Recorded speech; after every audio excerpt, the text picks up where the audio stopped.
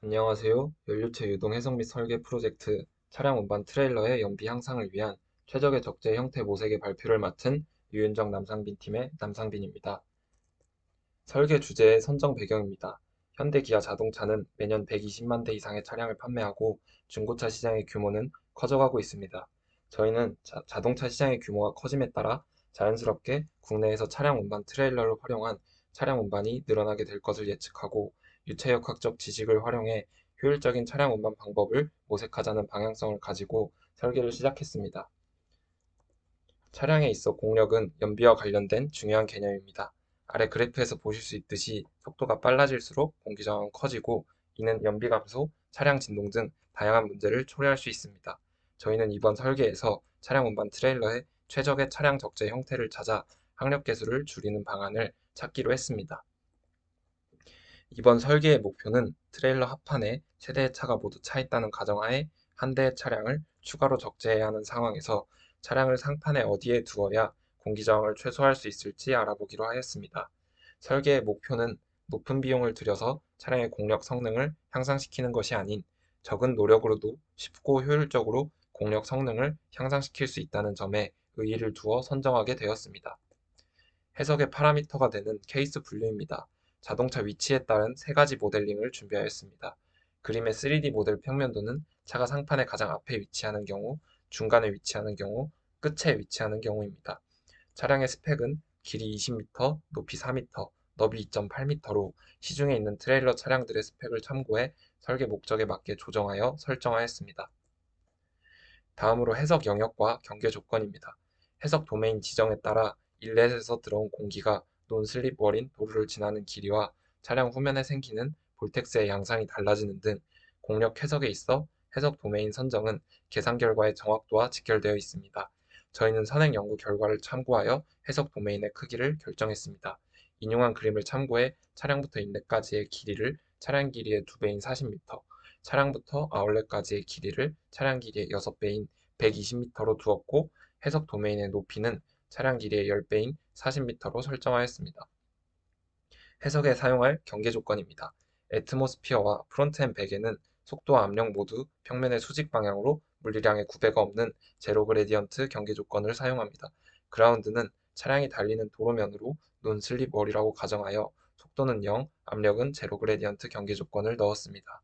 아울렛은 압력의 경우 대기압을 그대로 적용해 0으로 지정합니다. 오픈폼의 경우 압력을 밀도로 나눈 값을 사용하기 때문에 단위는 미터 제곱 퍼 세컨드 제곱입니다. 인렛은 차량의 속도와 같은 값으로 속도 경계 조건을 지정하는데 시뮬레이션 속도인 80km/h를 m/s로 환산해 22m/s로 지정하고 압력은 제로 그레디언트로 지정하였습니다. 마지막으로 차량 부분은 차량의 표면을 논슬립 월로 가정하고 속도는 0, 압력은 제로 그레디언트 경계 조건을 사용했습니다. 다음으로 메쉬 생성입니다.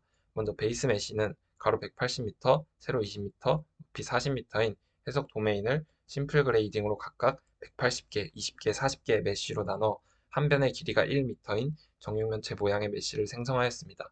생성한 메쉬에 오픈폼 내장 메쉬 생성 유틸리티인 스냅피엑스 메쉬 기능을 적용하여 설계한 차량의 형상에 맞게 해석에 필요한 메쉬를 생성하였습니다.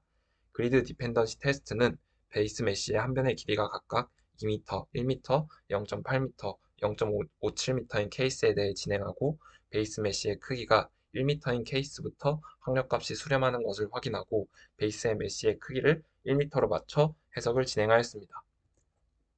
다음으로 솔버와 난류 모델 선정입니다. 솔버를 선정하기 위해 레이놀즈 수를 계산하면 2.8 곱하기 10의 7승으로 해석 조건이 난류 영역에 속함을 알 수 있습니다. 다음으로 해석 조건이 정상 상태, 비압축성 유동임을 고려하면 적절한 솔버는 심플 폼입니다.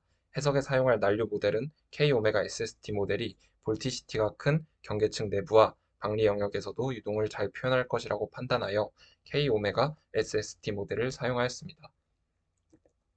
해석 결과의 속도, 압력, 컨투어입니다. 트럭을 만난 유동이 경계층을 형성하는 유선을 보시면 차량 적재 형태에 따른 상판의 형상 변화로 인해 경계층의 형상이 달라지는 것을 보실 수 있습니다. 항력은 유체 속에서 운동하는 물체의 앞뒷면에 작용하는 압력 차이로 인해 발생합니다.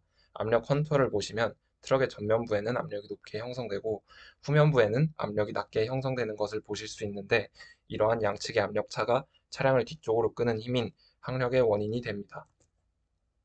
다음으로 항력입니다.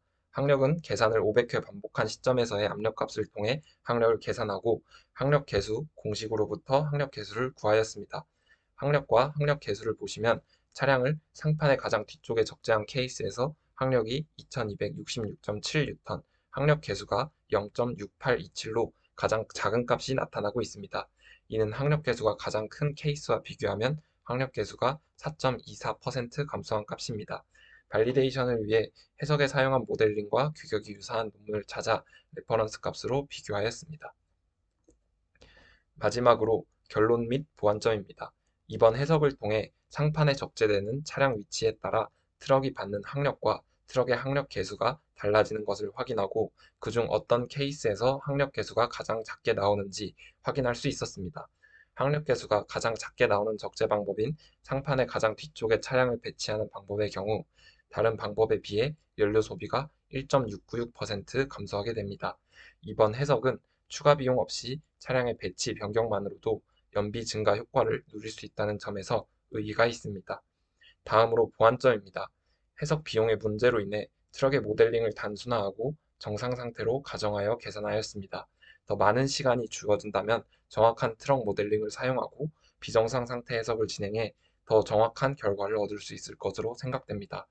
또한 실제 운송 환경을 고려해 상판이 적재되는 차량이 승용차인 경우, SUV인 경우 등으로 나누어 해석을 진행한다면 더욱 유용한 결과를 얻을 수 있을 것으로 생각됩니다. 이상으로 발표를 마치겠습니다. 감사합니다.